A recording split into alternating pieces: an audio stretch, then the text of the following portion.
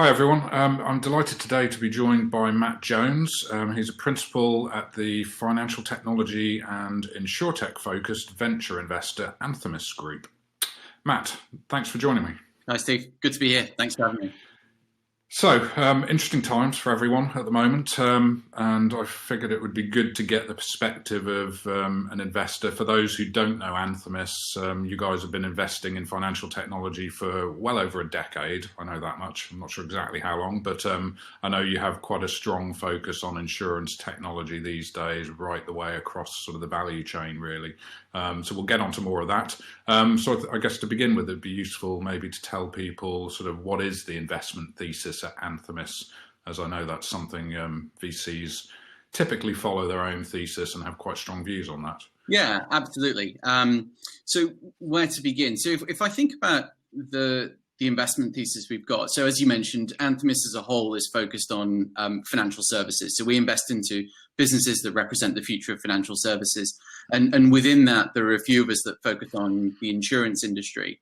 And within the insurance industry, really, everything is in scope, at least at this point. I think we still feel that there are sufficient opportunities across pretty much all lines of business, whether it's P&C, life and health, primary or re, and across the entire value chain in the insurance industry. So you'll see that we've been making investments at the front end in the form of distribution, so brokers and MGAs.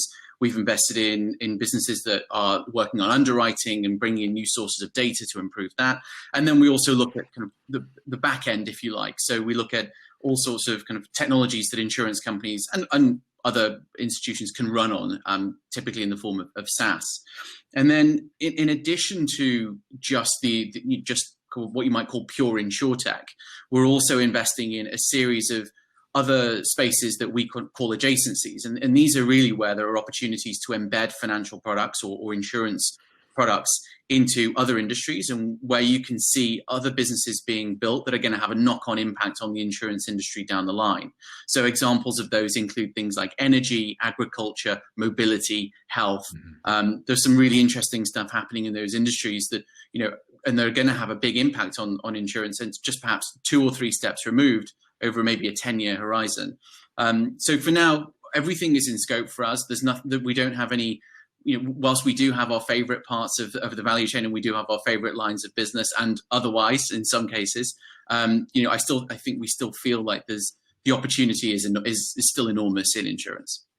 Sure. And there's been a lot of focus obviously on the front end in terms of customer experience, user experience, and just making the product saleable on digital platforms. And that's actually been going on for about 20 years now. I mean, insurtech really has been around since computers came around, because this industry has always used technology to understand the risk. But now, it's moving through the whole value chain, which I find interesting. And adjacencies are a really interesting point, actually, because in some other areas of financial technology, people have found huge opportunities by piggybacking a financial product onto something else. Is that one of the things that you see as a key opportunity?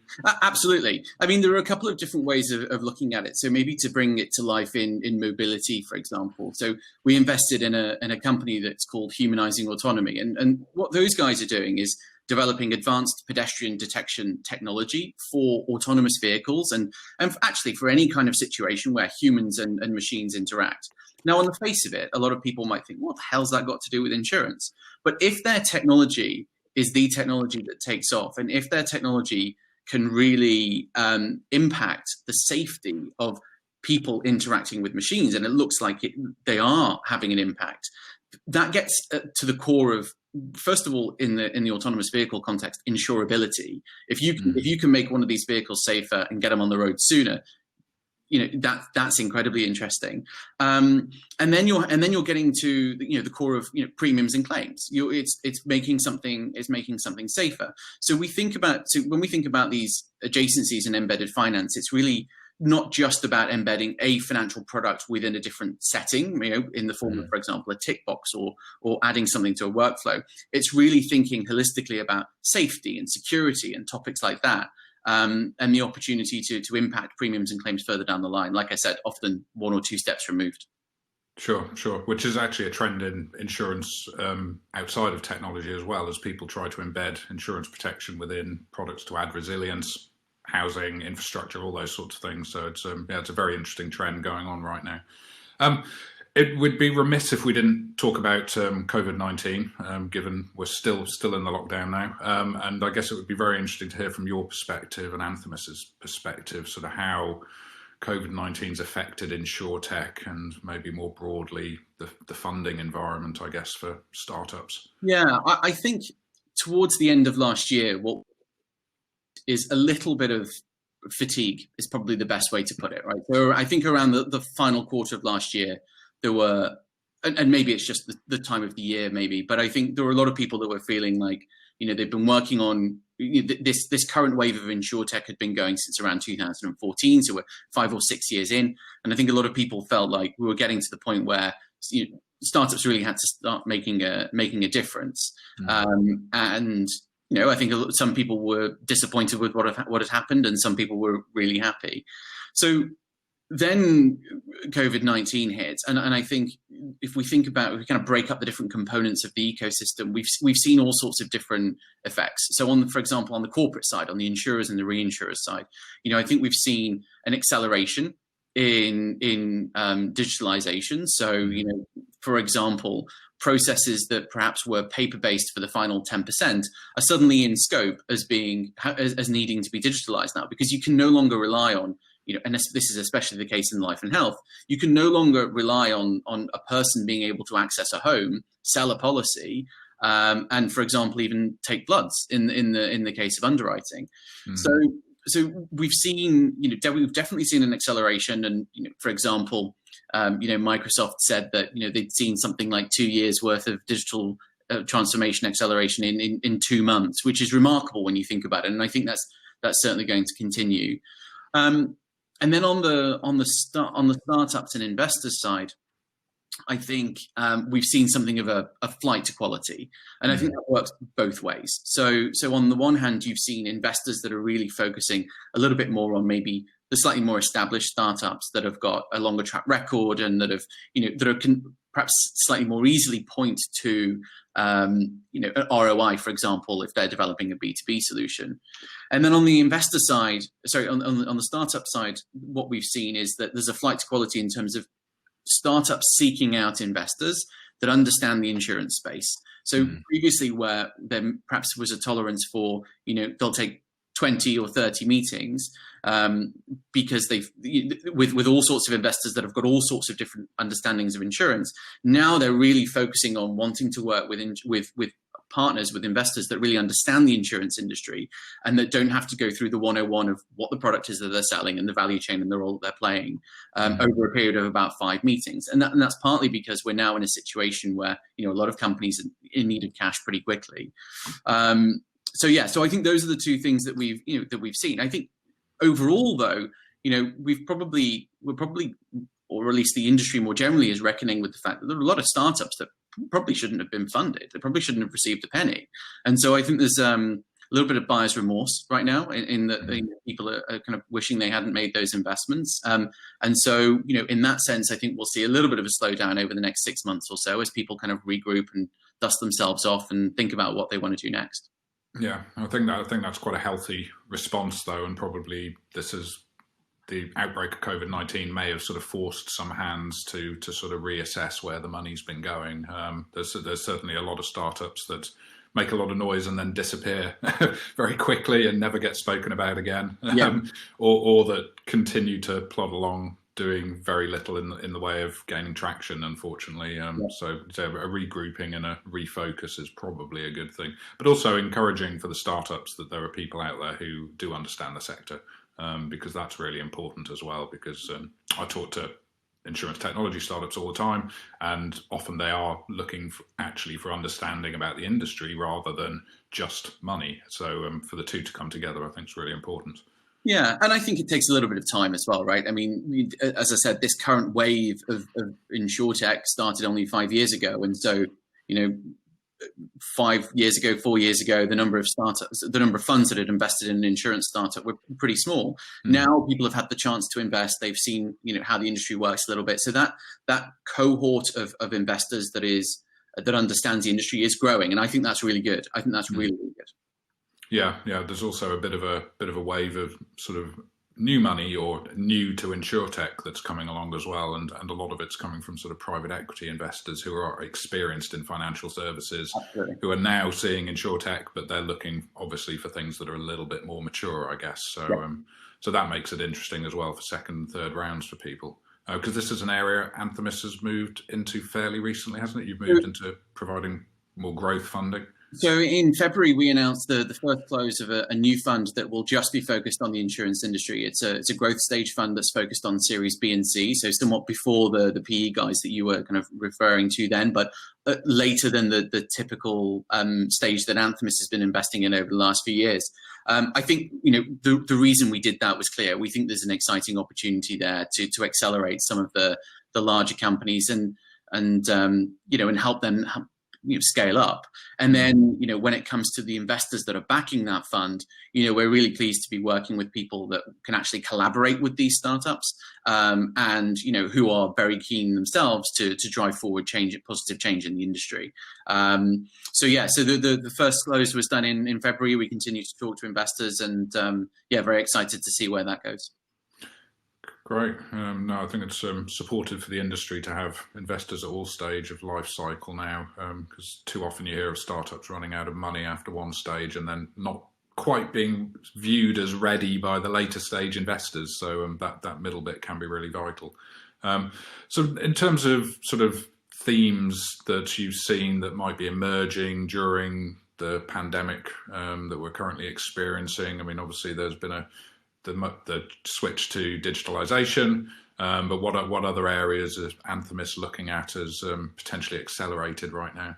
Yeah, I think one of the areas that we've spent quite a bit of time on over the last few weeks in particular is that of automation. So the idea of bringing in technology to automate processes that are either paper-based or, very simply just shouldn't be as manual as they are right now. And so sometimes those solutions can be pretty comprehensive, right? Ripping out an existing claims platform and putting something else in.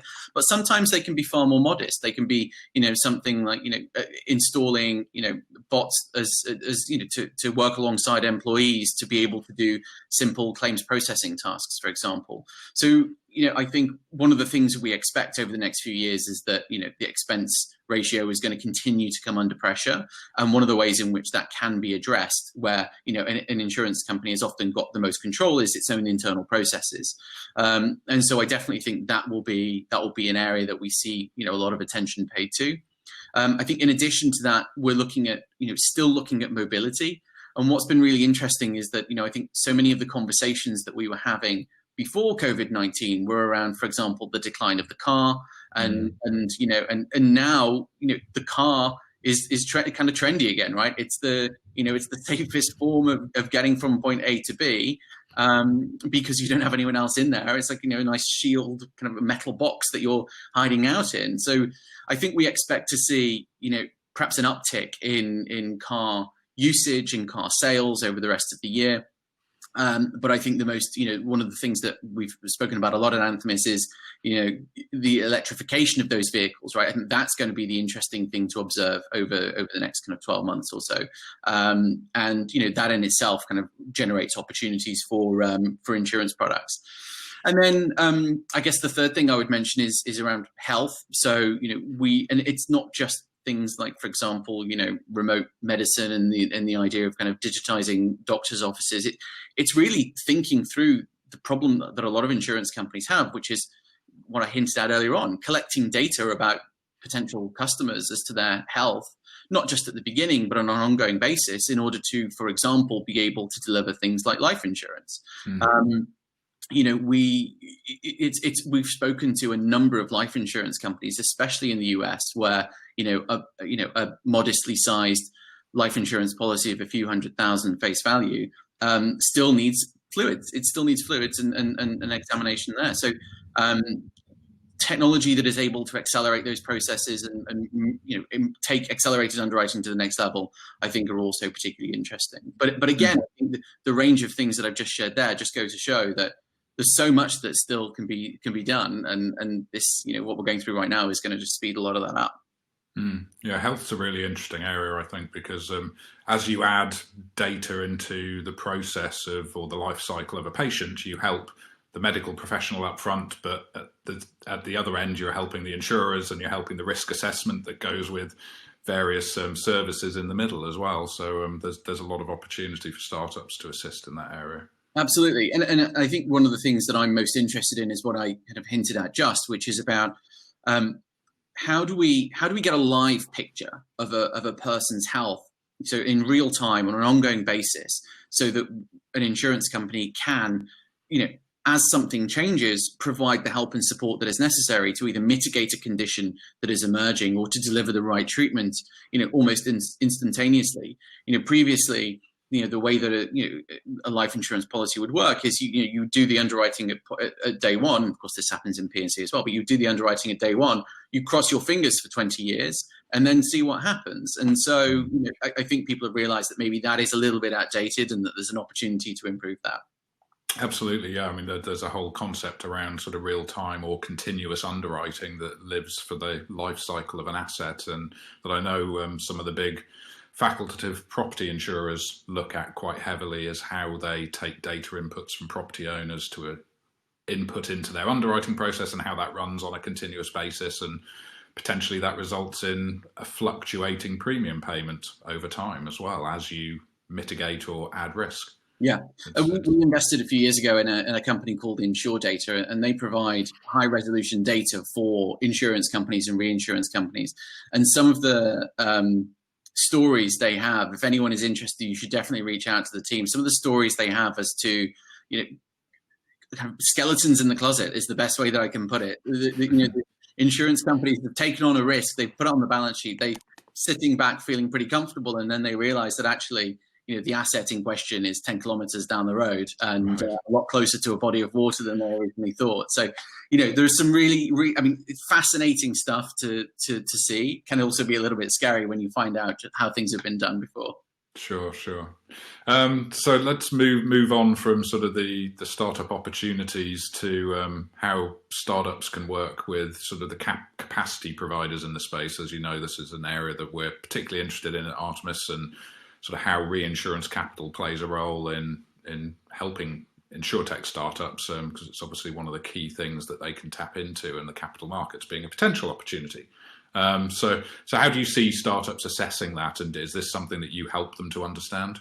Yeah, it's something that it's part of, I guess, what we think of as our value add. So if a startup comes to us with a new product concept, we like to be able to do some matchmaking with people that we know in the industry and try and help that startup get to market faster than perhaps they otherwise would if they were working with another firm. And that's partly based on the fact that the people that are working on the insurance team at Anthemis, all come from the industry and have got those connections and have even worked on getting some of those propositions to bringing them to life in the past.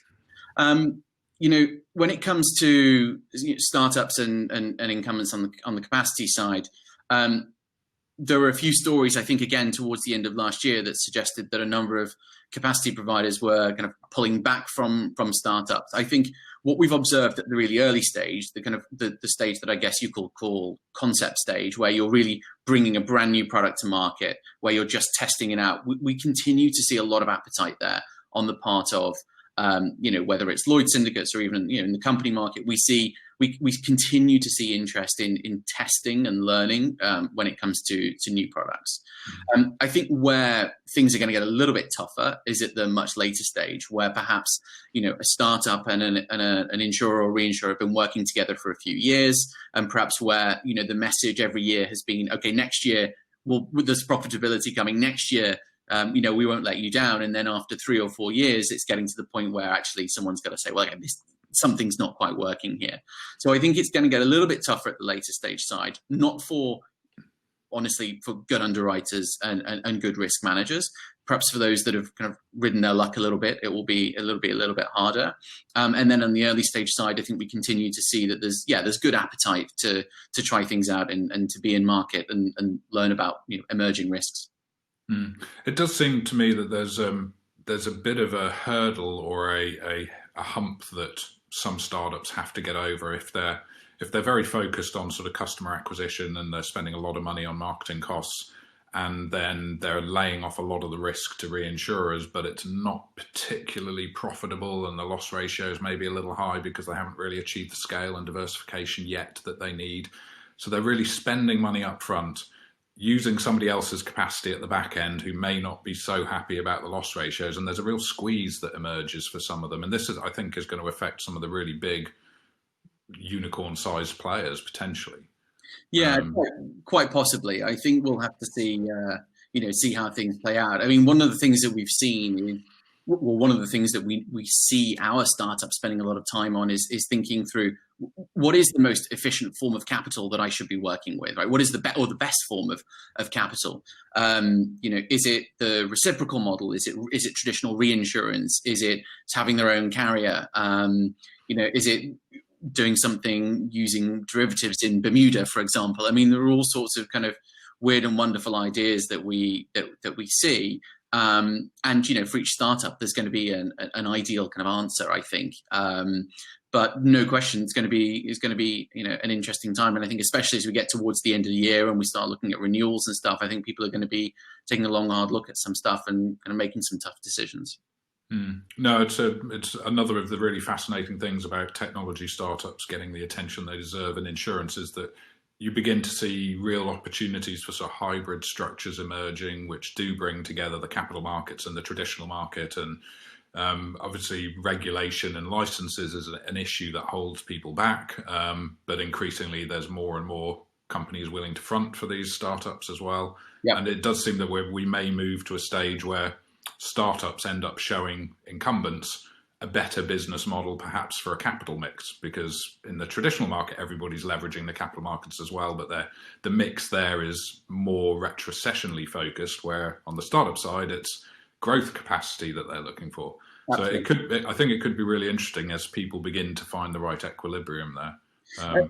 I completely agree with you. And I think one of the things that we look for when we're investing in a company is they've got to have an understanding of how the insurance market works. And, if you're bringing a new insurance product to market, you've got to have someone on the team that can have that conversation with you, Steve. They've got to have someone on the team that can understand, what you've just said. And in many cases, we don't see that. And so one of the things that we do is try to emphasize the importance of not just having the tech expertise within the firm, but also having the insurance market expertise as well, because one without the other is asking for trouble, generally speaking. Yeah, it's very, very easy to plow ahead thinking that you're going to issue catastrophe bonds out the back end until you understand the costs of that exactly. As a startup. Yeah. Another interesting thing that's going on at the moment that technology has a bearing on, obviously, is Lloyds of London, a very physically face-to-face focused marketplace that has had to adapt incredibly suddenly to the pandemic and move to a remote working environment, and the trading floor obviously closed, and at this stage no certainty as to when that sort of comes back to normal or any kind of normal. What do you think that might mean for the industry longer term? I mean, could we see a virtualized Lloyds? I mean, I think what's interesting is the trading floor has closed, and yet everything seems okay. Things continue to move. And I was was watching one of the interviews that you did a few weeks ago, and also speaking to some of our investors. I mean, any of the kind of electronic trading platforms that are up and running seem to be doing very, very well. One, they're coping with a lot more traffic than they ever expected. So first of all, the surprise, that things seem to be okay. And I think there's now emerging like a curiosity as to, well, what can we do? What else can we do if in this kind of new environment? I think certainly from our perspective as Anthemis, not being able to travel, not being able to get out and about and meet entrepreneurs and insurance companies that are interested in working with us has been a challenge. And I, for one, am looking forward to getting out and going beyond East London when I'm allowed to. But I think it's been really interesting to see how quickly insurers, reinsurers, brokers, all parts of the ecosystem have really kind of adapted very, very quickly and continue to do business. And so if I think through our companies and the startups that we've invested in, partnerships continue. Conversations are still happening. I think it seems to be a little bit easier to get into people's diaries at the moment because people aren't, on 8-hour flights to, a different part of the world. And, because, well, frankly, you don't have the commute to the office every day. And so, instead of an hour on the train there and back, you're down to 40 seconds to the kitchen to make your coffee. So, I'm very optimistic that things will be able to continue. But I also, as someone, in the market and, out and about, I'm very curious and to see how things will play out when it comes to, for example, Lloyds and the need for a physical space. Yeah, no, it's got all sorts of implications for costs and expenses, of course, which is something that's often a focus and something that people are trying to reduce all the time. Obviously, technology is one of the drivers of cost reduction and efficiency. So I think this is potentially a really good time for startups to identify areas of the value chain that have shifted to remote very well, because they probably don't have the technology underpinning them yet to really enable them to do that long term. So there could be real opportunity there. And I think the big challenge at the moment, and where I have a lot of sympathy, is the chief information security officers that are at these firms. I mean, right now they're dealing with a very different situation than they ever expected. Even I think in some disaster kind of recovery planning, they didn't really expect a situation like this. And so adapting processes and procedures to be able for this new environment is pretty tough. And so I mean, that's another interesting line of business. We haven't really talked about cyber. I mean, let's see how that line plays out over the next few months as people kind of begin to realize, maybe people with not so good intentions begin to realize that there are a few holes in a few of these remote working setups. And I hope that, it doesn't force the industry all the way back to centralized working from the office, because I don't necessarily think that's optimal. But it may well do if there are a few big incidents that end up costing a lot in claims. Sure, absolutely. Interesting times in the cyber world from many sides at the moment. There's certainly capacity issues for that market too. Okay, so be interesting to hear sort of what the next 6 months or year hold for Anthemis, and what's your pipeline like? Are you still seeing plenty of new opportunities? Yeah, so I would say the first couple of weeks of lockdown were really kind of spent with the existing portfolio. So making sure that those who needed a little bit of extra cash had got access to it, whether it was from us or whether it was from other investors. Then it was really thinking through business development plans, making sure that we were clear on strategy, reviewing headcount and finances, making sure that the companies could get to that next stage. So that really was the first couple of weeks. We were in a fortunate position in that a lot of the companies were very well managed and resilient, and so we didn't have to spend a long time on that. Since then, we've really been talking to companies about new investments. We, at our investment committee a couple of weeks ago, we approved a couple of new investments, one a little bit earlier than we would normally do, because this is a great opportunity to recruit high quality teams that can get their head down and focus on products.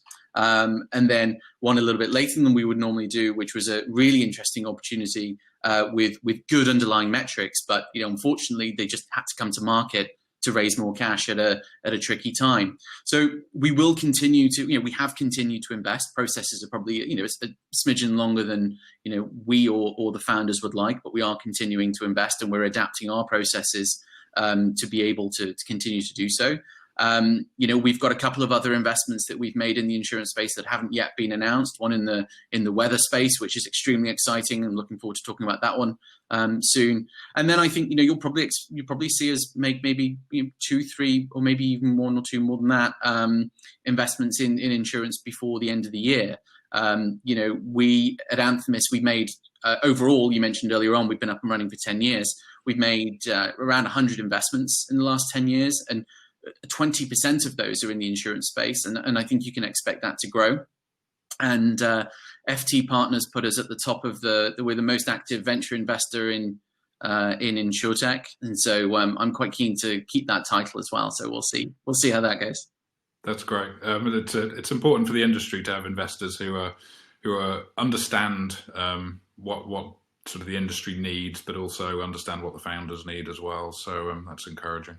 And I think as well, I mean, people that enjoy the insurance industry and are fascinated by it. I mean, I best job in the world, right? I love what I do, and I get to do venture investing in an industry that I find, on an ongoing basis fascinating. And every day you realize there's a whole lot more that you didn't know about the industry and kind of what's come before. So yeah, I think enjoying it also helps. Absolutely, yeah. No, I would certainly concur with that. Thank you, Matt. Really appreciate your time today. It was great to hear your insights. Thanks for sharing it with us. Thanks for having me.